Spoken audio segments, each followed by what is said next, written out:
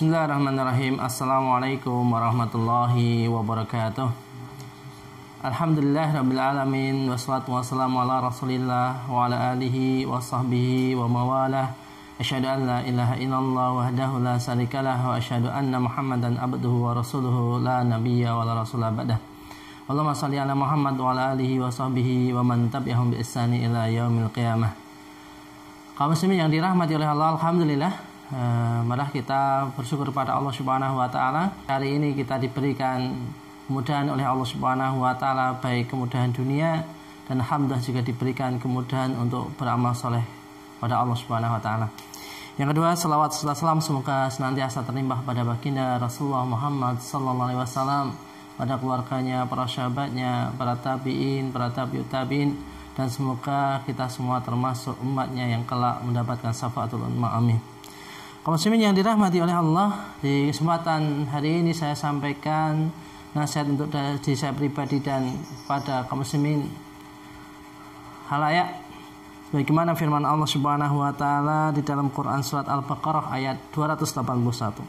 A'udzubillahi minasyaitonir rajim. Wattaqu yawman tarjuna fihi ilallah, tsumma tuwaffa kullu nafsin ma kasabat wa hum la yudlamun. Dan peliharalah dirimu dari azab yang terjadi pada hari yang pada waktu itu kamu semua dikembalikan kepada Allah.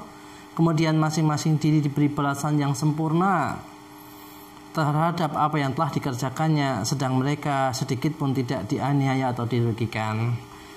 Jemaah yang dirahmati oleh Allah, Syekh Abdul Rahman Asy'ari rahimahullah menjelaskan di dalam tafsirnya bahwa ayat ini adalah termasuk ayat yang terakhir kali turun, ayat yang dijadikan penutup dari hukum-hukum perintah dan larangan sebelumnya. Termasuk ayat ini menjelaskan bahwa kalau apa yang kita kerjakan hari ini, kalau di akhirat itu akan dihisab oleh Allah Subhanahu wa taala. Baik itu amal keburukan dan itu tidak luput juga sedikit apapun amal kebaikan. Termasuk amal soleh, Allah Subhanahu wa taala akan membalas amal soleh kita. Ya.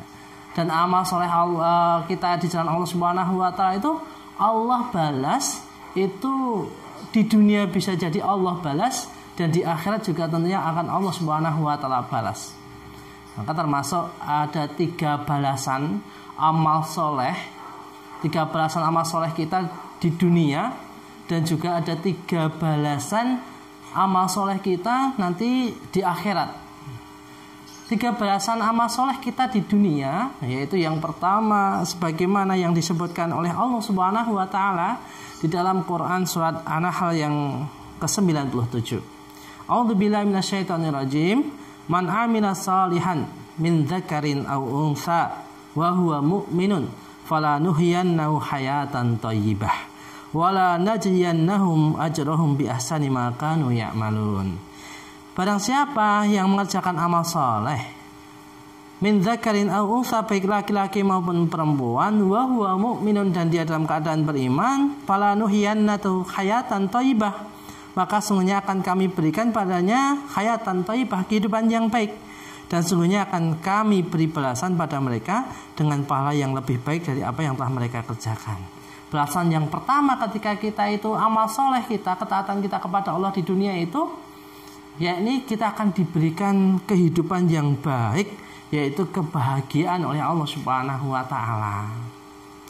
Sebagaimana Imam Ibnu Katsir rahimahullah menjelaskan bahwa janji Allah ini ditunjukkan kepada siapa? Orang-orang mukmin, ya, baik laki-laki maupun perempuan. Maka janji Allah akan diberikan kehidupan yang baik.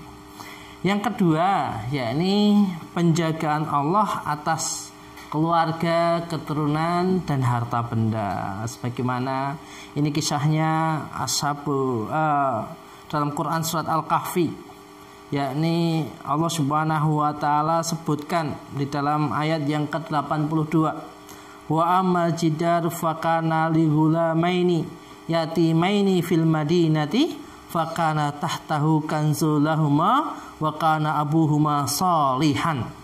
Adapun dinding rumah adalah kepunyaan 2 orang anak yatim di kota itu, dan di bawahnya ada harta benda simpanan bagi mereka berdua, sedang ayahnya adalah seorang yang saleh. Ini kisahnya Nabiullah Khidir dan Nabiullah Musa alaihissalam. Salah satunya kenapa Nabi Khidir itu mendirikan dinding anak yatim, karena penjagaan hartanya itu dijaga oleh Allah Subhanahu wa taala. Karena apa? Kesolehan orang tuanya terdahulu, ya. Bisa jadi orang tuanya itu kesolehan mbahnya dulu, ya. Mbahnya yang keberapa itu oleh Allah itu akan dibalas dengan keturunannya yang soleh. Dijaga hartanya untuk keturunannya, ya. Kemudian yang ketiga, yakni terbebas dari kesusahan dan terpenuhi segala permintaan.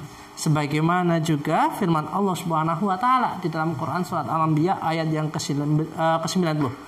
Nahum kanu yusyari'una fil khairat wa yad'unana raghaban wa rahaba wa kanu la'a khashi'in. Maka kami memperkenankan doanya dan kami anugerahkan padanya Yahya dan kami jadikan istrinya dapat mengandung. Kisahnya ketakwaan Nabiullah Zakaria yang sampai akhirnya di usia tua pun beliau tidak putus rahmat dari Allah dan hanya minta ampun dan jaga ketaatan pada Allah, dan Allah akhirnya kabulkan doanya, ya.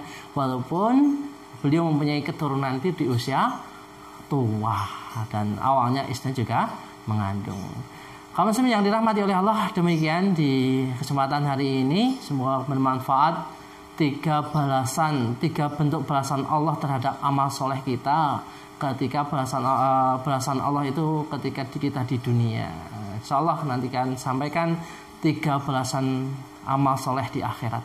Demikian, subhanakallahumma hamdika asyhadu an la ilaha illa anta astaghfiruka wa atubu ilaik. Wassalamualaikum warahmatullahi wabarakatuh.